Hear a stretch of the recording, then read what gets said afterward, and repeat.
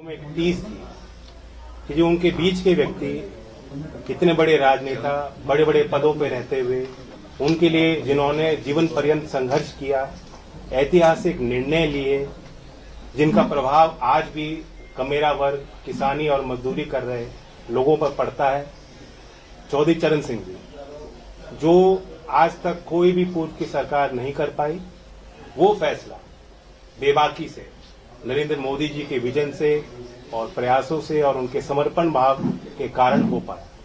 तो मैं फिर कोटि कोटि धन्यवाद देता हूं, आभार व्यक्त करता हूं। जो आज मुख्यधारा में लोग नहीं हैं, उनकी हिम्मत बढ़ाने का फैसला आज भारत सरकार ने लिया है। पूरे देश में सभी चौधरी साहब को मानने वाले लोगों के लिए खुशी के पल है। मैं चौधरी अजीत सिंह जी को भी याद करता हूं, ये उनका सपना था और इसलिए मैं कहता हूं दिल से मोदी जी को विशेष तौर से धन्यवाद और आभार कि आपने आज चौधरी अजीत सिंह जी का अधूरा सपना पूरा किया। जैन जी इस फैसले को चुनावी बताया जा रहा है, इस फैसले को चुनावी बताया जा रहा है, चाहे वो चौधरी चरण सिंह जी की बात करें या पीवी नरसिम्हा राव की बात करें, और खासतौर पे चौधरी चरण सिंह जी को भारत रत्न देने के बारे में कहा जा रहा है कि एक चुनावी फैसला है। लोकसभा चुनाव के मद्देनजर ये फैसला लिया गया है ताकि आप एनडीए में शामिल हो सके। इस पर आपकी क्या प्रतिक्रिया है? मुझे इतना वजन ना दें, चुनाव हारे हों जीते हों, मैं गठबंधन में जा रहा हूं, कितनी सीट मिल रही है, ये कोई मसला ही नहीं। आज को वो फैसला लिया गया है जो पीढ़ी दर पीढ़ी याद रहेगा। चौधरी चरण सिंह के वैचारिक दृष्टिकोण को, उनके संघर्षों को, उनके किए गए कार्यों को हमेशा जिंदा रखने वाला फैसला है। और ये छोटी बातें हैं, अगर कांग्रेस पार्टी का विधिवत ये बयान आया है, मैं इस बयान की आलोचना ही कर सकता हूं। सर, कांग्रेस पार्टी के सरकार में कभी ऐसा नहीं हुआ, क्योंकि राष्ट्र लोक दल की तरफ से ये एक लंबी मांग रही है, आज की बात नहीं है। और क्या आपको लग रहा है कि इस वक्त आप जिस तरीके से भारतीय जनता पार्टी या जो शीर्ष नेतृत्व है उसको अब थैंक यू बोल भी रहे हैं, क्या पहली जो सरकारें थी उनमें ये किसान के प्रति इतना संभाव नहीं था कि वो दे सकते थे उनको? देखिए, सीमित लोगों के इर्द गिर्द भारत की सत्ता रही है। कुछ ही लोगों के जो मुख्यधारा में रहे हमेशा से, उन्हीं के हाथ में फैसले लिए गए हैं, उन्हीं के माध्यम से फैसले लिए गए हैं और अब एक नए भारत में ये सारी चीज बदलती दिख रही है। सर, अखिलेश जी ने कहा है कि चौधरी साहब को भारत रत्न देने की मांग सबसे पहले समाजवादी पार्टी ने की है। ये पहले की मैं उनका भी स्वागत करता हूं, जिन जिन ने समर्थन किया, जो इस फैसले के साथ हैं और जो चौधरी साहब के लंबी यात्रा में, जीवन यात्रा में उनके संघर्षों के साथ रहे, उन सबको बधाई देता हूं। ये अकेली कोई हमारी जीत नहीं है, सबकी जीत है और श्रेय सबको जाना चाहिए। क्या सीट दिलाने की अब आप भाजपा के साथ हाथ मिलाने के लिए तैयार हो? आप भाजपा के साथ हाथ मिला रहे हैं? देखिए, कोई कसर रहती है, आज मैं किस मुंह से इनकार करूं आपके सवाल। जो आपने बात पूछा कि कांग्रेस में पहले निर्णय नहीं लिया गया, मैं तो अंदर से जानता हूं कितनी बार चौधरी अजीत सिंह जी के मन में बात उठी, कितने बार उन्होंने प्रयास किए। बहुत मुश्किल से फिर एक बड़ा अच्छा कदम लिया गया था यूपीए 2 के टाइम कि लखनऊ उस समय अमौसी एयरपोर्ट था, वहां चौधरी साहब की प्रतिमा, विशाल प्रतिमा लगाई गई और उसका नाम बदला गया, चौधरी चरण सिंह जी के नाम से आज वो एयरपोर्ट है। मैं जानता हूं कितने गदगद हुए थे चौधरी अजीत सिंह जी उस फैसले से।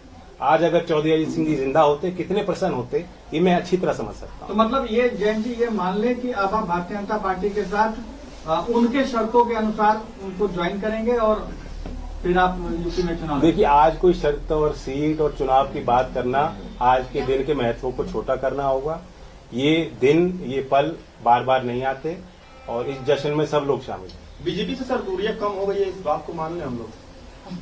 जब मैं इतनी बड़ी बधाई दे रहा हूं, प्रधानमंत्री जी ने आज वो फैसला लिया जो साबित करता है कि देश के मूल भावना और चरित्र को समझते हैं।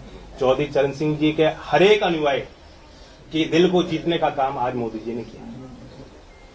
सर, आपका एक चवन्नी वाला जो बयान था बहुत सोशल मीडिया पे वायरल हुआ और जगह जगह लोगों ने उसको देखा, आज आप उसको कैसे देखते हैं? मैं अपनी एक भी ट्वीट डिलीट नहीं करूंगा। जिस समय पे मेरी भावना होती है उस अनुरूप, परिस्थितियों के अनुरूप अपनी बात रखता हूं और मैं कहता हूं राजनीति में जो विपक्ष बात कहता है उसे भूल जाना चाहिए, जो सरकार बात रखती है उसे याद रखना चाहिए। सर, जब आप घोषणा कर चुके हैं कि आप एनडीए के साथ अब जा रहे हैं? नहीं, आज एनडीए की मैंने कोई घोषणा नहीं की है। मैं सिर्फ तो रही नहीं है। कसर तो कोई कसर रह गई है, बताओ।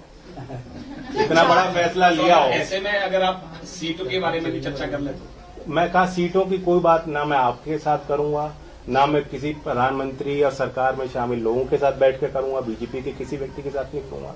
आज तो मैं उनको धन्यवाद देता हूँ। सर, चार किसान समीकरण पे आप अगर बता सके एक सवाल, ये वाकई में आज बहुत बड़ा दिन है आपके लिए और किसान समाज के लिए, खासतौर पे पश्चिमी उत्तर प्रदेश की बात करें, जिस तरीके से चौधरी चरण सिंह जी को भारत रत्न मिला है, लेकिन क्या इससे अग्निवीर का मुद्दा खत्म हो जाता है? क्या इससे किसानों की एमएसपी की मांग जिस पर आप लगातार संघर्ष करते रहे थे वो मुद्दा खत्म हो जाता है? क्या इससे जो 1.5 साल दिल्ली की सीमा पर किसान आंदोलन चला जिसमें कई किसानों की जान गई, जो मुद्दा आप उठाते रहे वो मुद्दा खत्म हो जाता है? इसका आप क्या जवाब देंगे? सर, ये इसी सवाल में मेरा भी सवाल है, इन्हीं के सवाल में ठीक है कि अभी जो 16 तारीख को और मार्च में जो किसान आंदोलन होने वाले हैं, जिसको लेकर महापंचायत चल रही है, आपके क्षेत्र से भी किसान दिल्ली कूच करने की तैयारी कर रहे हैं, क्या अब आप उनसे बातचीत करेंगे कि नहीं? आप बीजेपी पर या केंद्र सरकार पर भरोसा? मैं इतना ही कहूंगा कि लोग ये सारे इन सवालों से जुड़े हुए जो लोग हैं, जो अपनी बात रखते हैं, लोकतंत्र में शिकायतें भी होती हैं, आंदोलन भी होते हैं, समस्या भी उठती हैं और ऐसा कोई एक हल नहीं निकाला जाता कि सारी समस्या आज तक जो है वो फिर खत्म हो जाए, समाप्त हो जाए और आगे कभी होए ना। तो ये एक सतत प्रयास होता है भारत सरकार का, जो किसानों के प्रति जो उनके भाव हैं, गांव के और कमेरा वर्ग के प्रति जो उनकी इच्छाएं हैं, जो समर्पण है, जो इच्छा शक्ति है, आज उसे उन्होंने प्रदर्शित किया और लोग हिम्मत ले सकते हैं इस निर्णय से कि अगर कोई सरकार चौधरी चरण सिंह जी को इतना बड़ा सम्मान दे सकती है तो जो मुद्दे चौधरी चरण सिंह जी के अहम मुद्दे रहे, जिनके लिए उन्होंने काम किया, जिस वर्ग के उत्थान के लिए उन्होंने प्रयास किए, उनकी बात भी मानी जाएगी। सर, अखिलेश यादव जी ने एक बयान दिया था, उनका कहना ये था कि पता नहीं जयंत जी क्यों जा रहे हैं, शायद उन पर कोई मजबूरी रही होगी या उन पर कोई सीबीआई, ईडी, आईटी, वैसे वो हिंट कर रहे थे कि शायद आप पर कोई मजबूरी हुई होगी। इस पर क्या कहें? नहीं, पता नहीं मेरे लिए कहा है किसी और के लिए। खैर, मैंने एक बात पढ़ी थी कि दलों को खरीदने में जो सामर्थ्य है बीजेपी का, मैं कोई उनकी बात को काट नहीं रहा हूं। जो उन्होंने बात कही अपने सोच समझ से कही होगी, लेकिन मैं ये कहता हूं कि सरकार ने आज जो निर्णय लिया वो दिल जीता है, कोई खरीदने की बात नहीं है। सर, ओम प्रकाश राजभर कह रहे हैं कि 12 तारीख वो तारीख है जब रालोद एनडीए का हिस्सा बनेगी, तो मान लिया जाए कि 12 तारीख को रालोद एनडीए का हिस्सा बनने जा रही है? पता नहीं, मुझे जानकारी नहीं। ओम प्रकाश राजभर जी को अच्छी जानकारी है। चौधरी अजीत सिंह जी का जन्म दिवस है, हम तो मनाएंगे उस तारीख, सारे देशों में मना रहे हैं। Thank you thank you so much. मेरे तरफ से